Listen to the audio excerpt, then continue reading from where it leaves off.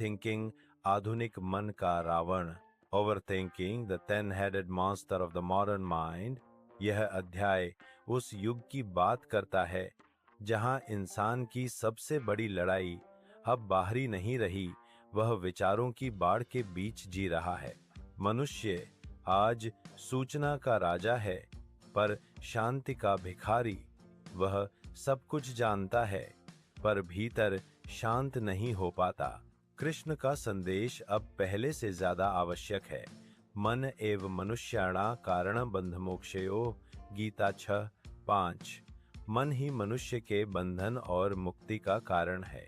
कभी ऐसा हुआ है कि तुम बिस्तर पर लेटे हो, शरीर थका हुआ है, पर दिमाग रुकता ही नहीं। वही पुराने सवाल, वही क्या होता अगर, वही अनगिनत कल्पनाएं जो न बीते हुए को बदल सकती हैं, न आने वाले को रोक सकती हैं। यही है ओवरथिंकिंग। यह आधुनिक मन का रावण है। 10 दिशाओं में सोचता है और खुद को चीर देता है। अर्जुन भी ऐसे ही भटक रहा था। गीता के पहले अध्याय में वह कहता है, नच शक्नोमि अवस्थातुं भ्रांति ममेच मैं मनः। 1:30। मैं स्थिर नहीं रह पा रहा हूँ, मेरा मन भ्रमित हो रहा है। अर्जुन युद्ध से नहीं, अपने विचारों से पराजित था। वही स्थिति आज के इंसान की है, जीवन नहीं। विचार उसका युद्ध क्षेत्र बन गए हैं। गीता में कृष्ण कहते हैं, असंशय महाबाहो मनो दुर्निग्रह चलम। 6:34। निश्चित ही मन चंचल है और कठिन है उसे नियंत्रित करना। लेकिन वे यह भी कहते हैं, अभ्यासेन तु कौन्तेय वैराग्येण च गृह्यते। 6:35। परंतु अभ्यास और वैराग्य से यह वश में किया जा सकता है। यही गीता का रहस्य है, मन को रोकना नहीं, मन को साधना है। ओवरथिंकिंग का मूल कारण भय है, भविष्य का, असफलता का, हानि का या अकेलेपन का। पश्चिमी दार्शनिक सेनेका कहते हैं, we suffer more in imagination than in reality.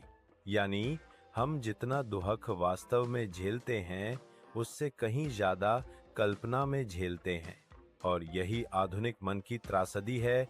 उसने अपने विचारों को अपनी वास्तविकता बना लिया है। हर व्यक्ति के भीतर 2 मन होते हैं, एक जो सोचता है और दूसरा जो देखता है। सोचने वाला मन हमेशा भयभीत है, देखने वाला मन हमेशा शांत। गीता का योग इसी देखने वाले मन को जगाने की साधना है। जब तुम सोचते हो, तुम रावण बनते हो। जब तुम देखते हो, तुम राम बनते हो। दोस्तों, वीडियो में यहाँ तक बने रहने के लिए धन्यवाद। वीडियो को लाइक, चैनल को सब्सक्राइब व शेयर जरूर करें। ओवरथिंकिंग मनुष्य को 2 दिशाओं में फाड़ देता है, अतीत और भविष्य में। वह न वर्तमान में जी पाता है, न मौन में रह पाता है। गीता कहती है, योगस्थः कुरु कर्माणि। 2:48।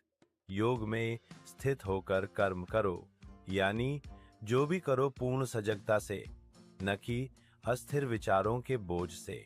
कभी महसूस किया है कि जब मन में शोर बढ़ जाता है, तब जीवन की दिशा खो जाती है, और जब मन शांत होता है, तब जीवन स्वयं दिशा दिखाता है। आज मनुष्य को गुरु की नहीं, मौन की आवश्यकता है, क्योंकि मौन में ही विचारों की भीड़ पिघलती है। पतंजलि योग सूत्र कहता है, वृत्ति सारूप्य मित्रत्र। मनुष्य वही बन जाता है जिससे उसका मन जुड़ा रहता है। अगर मन भय से जुड़ा है, तुम भय बन जाओगे। अगर मन मौन से जुड़ा है, तुम शांति बन जाओगे। तुम्हारे विचार तुम्हारा निर्माण करते हैं। ओवरथिंकिंग रोकने का उपाय सोचना बंद करना नहीं है। यह तो ऐसा ही है जैसे तूफान को पकड़ने की कोशिश। उपाय है, मानव मन को गहराइयों से जानने के लिए मानव मंथन चैनल को सब्सक्राइब करें। सोच को देखना जैसे नदी के पार देखने के लिए उसमें उतरना नहीं पड़ता, बस किनारे से देखना होता है। वैसे ही विचारों को बस देखो, पहचानो और छोड़ दो। धीरे धीरे मन स्वयं शांत हो जाता है। पश्चिम के मनोवैज्ञानिक कार्ल युंग कहते हैं, Until you make the unconscious conscious, it will control your life and you will call it fate. Gita भी यही कहती है, साक्षी भाव ही मुक्ति है। जब तुम अपने विचारों के साक्षी बन जाते हो, तब विचार तुम्हारे स्वामी नहीं, सेवक बन जाते हैं। ओवरथिंकिंग तब घटता है जब तुम स्वयं से पूछना शुरू करते हो, क्या ये विचार मेरे हैं? क्या यह विचार सच है? क्या यह भय वास्तविक है? क्या मैं इसे सोचने की आवश्यकता रखता हूँ? ये कुछ प्रश्न मन के शोर को मौन में बदल देते हैं। गीता का संदेश सीधा है, मन को शत्रु मत बनाओ। उद्धरेदात्मनात्मानं नात्मानं वसादयेत्। 5 स्वयं को अपने मन से ऊपर उठाओ, स्वयं को गिरने मत दो। मन तुम्हारा साधन है, बंधन नहीं। जब मन का रावण शांत होता है, तब भीतर का राम प्रकट होता है। विचार तुम्हें जगाते नहीं, मौन जगाता है। इसलिए कृष्ण कहते हैं, be in the world but not of it, think but don't drown is greater than Gita with the Manav Mantan. The mind is a powerful servant but a terrible master. धन्यवाद यूनिवर्स।